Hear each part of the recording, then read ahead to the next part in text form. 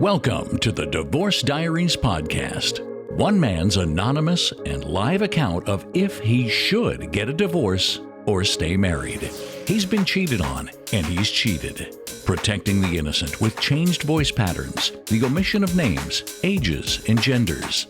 His authentic journey and account of the daily events of his marriage are helping him sort out his feelings and not get lost in the ups or the downs. New episodes are released daily. Welcome to the Divorce Diaries podcast. Entire seasons are released on Patreon weeks before anywhere else at Divorce Diaries Podcast Patreon page. Link in description. Now for today's episode.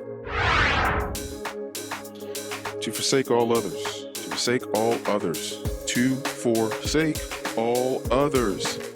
Hey, that's one of those things. What's that V word? Vows. To a man. Let's talk about what that means. Forsake all others. That means I will not fuck anyone else but you. Now, it's hard. It's a hard pill for most people to swallow.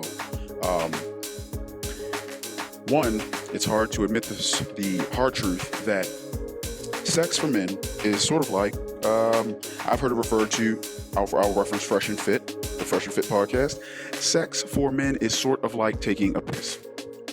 It is very hard for, let's say, women to understand that fact because women do not have, are not able, I should say, to have emotionless sex with men.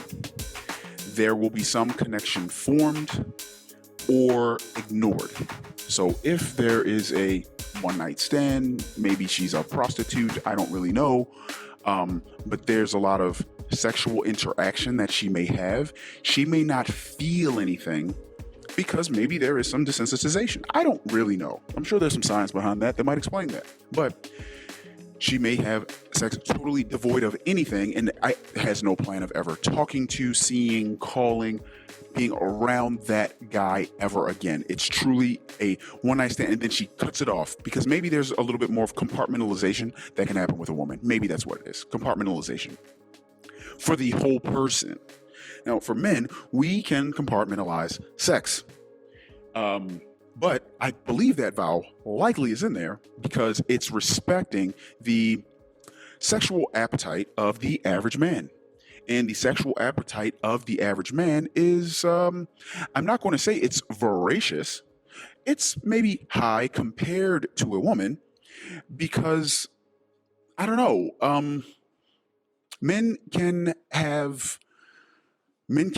ejaculate several times during a day, every single day, and have the ability to impregnate many, many, many women.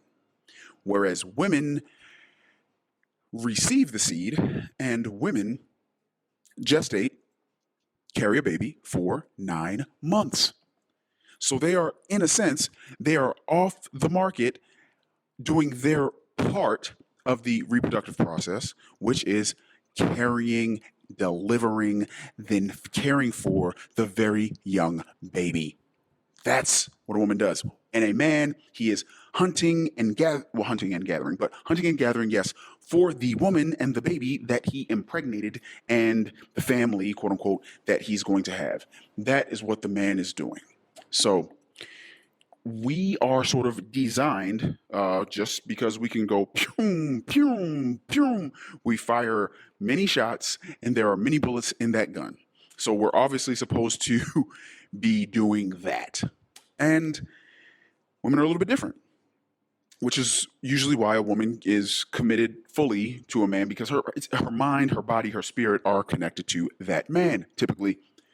And when she moves in another direction, then that's that. Her mind, her body, her emotions are connected to that other man. She's connected in a way. And men, we aren't really so much. We literally can compartmentalize that sex with that person as just the sex. It's like, yeah, do we talk? Maybe. Yeah, I guess a bit. Do we socialize? Yeah. Did we go out to eat? Yeah, but the entire time we're probably just trying to wait until we get to the end of the night where we have our grown up fun, our roll in the hay, because that's really what we're here for. Now, I think a lot about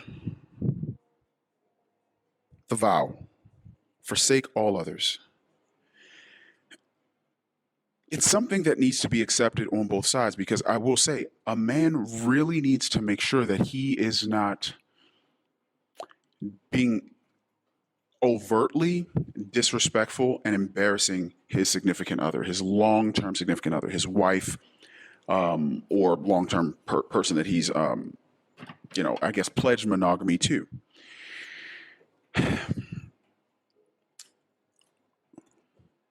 This is tough for people that are in a long term relationship that has been, let's say, declared monogamous.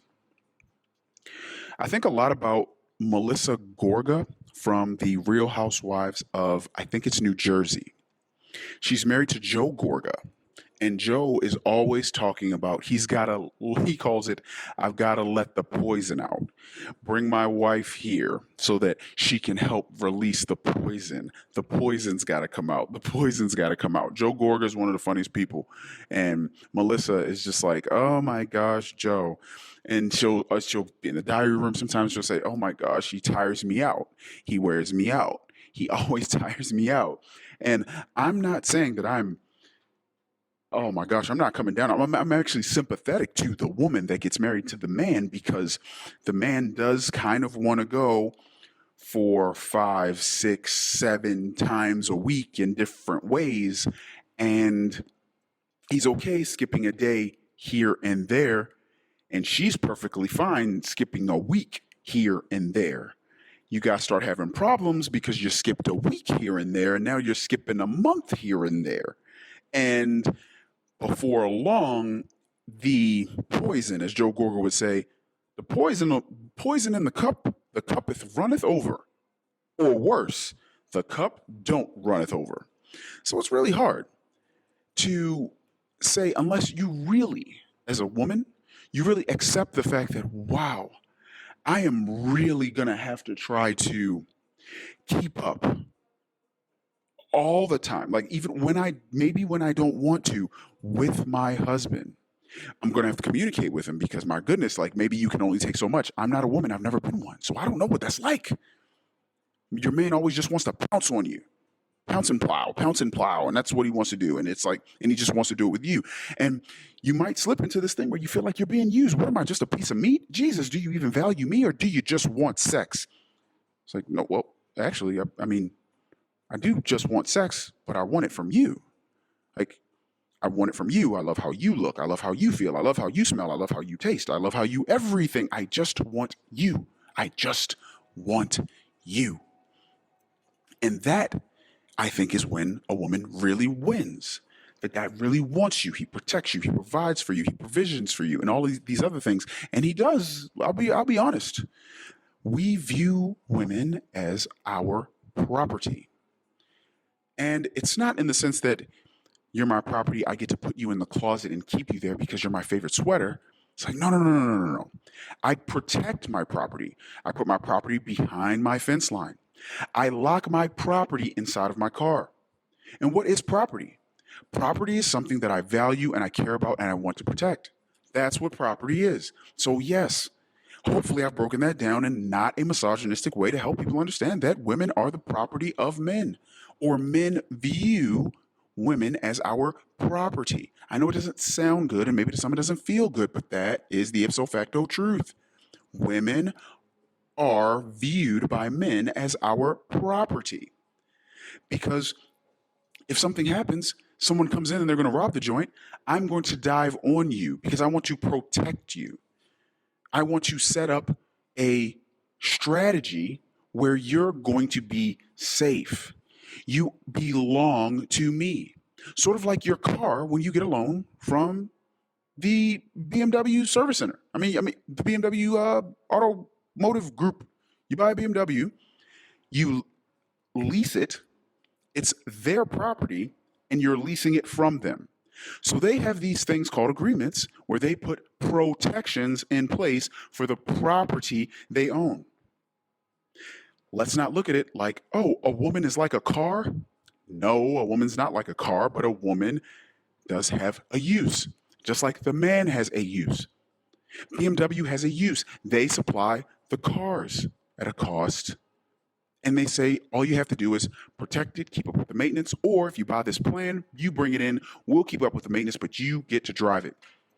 So just like that, hey, I'm going to marry you, and I'm going to do all these things over the course of our marriage. I hope it goes well for us both. And here's one thing you're going to provide. I'm going to keep providing that thing that's called money. Hopefully I provide the right amount of attention, the right amount of validation to make you feel good. I hope I provide the right amount of affection and a safe environment to keep you comfortable.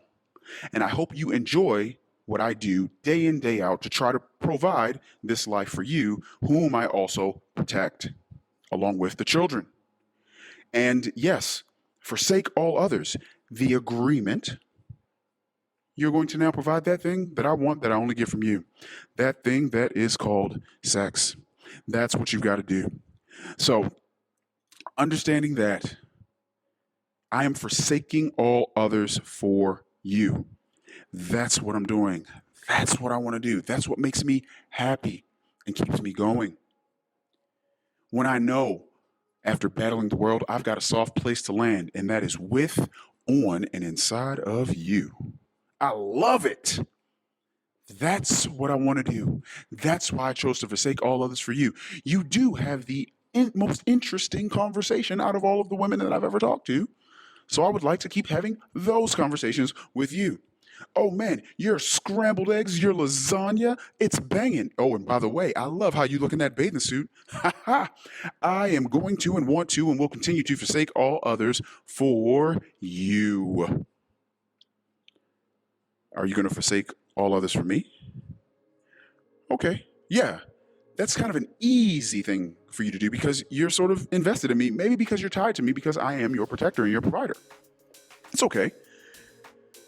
Do we get into mucky waters here when all of a sudden maybe one person isn't providing? The man. It's the roles are now reversed, but the urges aren't. The tired nature that the woman might go through.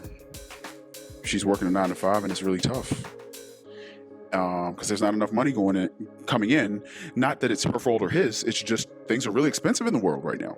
The United States, things are incredibly expensive. The United States is set up for two people to be working. That's what it is. So the two people are working, then both people come home tired and have work to do at home tired. So even though you both have forsaken all others for the other person, life gets hard and life gets in the way.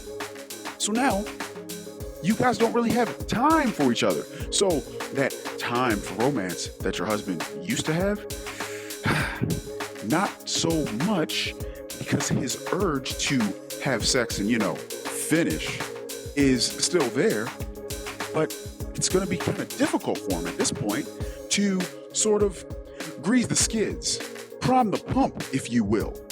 He's just going to want to grab the wife, hey, honey, roll over. And that's kind of rough. Doesn't make the woman feel very respected, especially if she had a long day.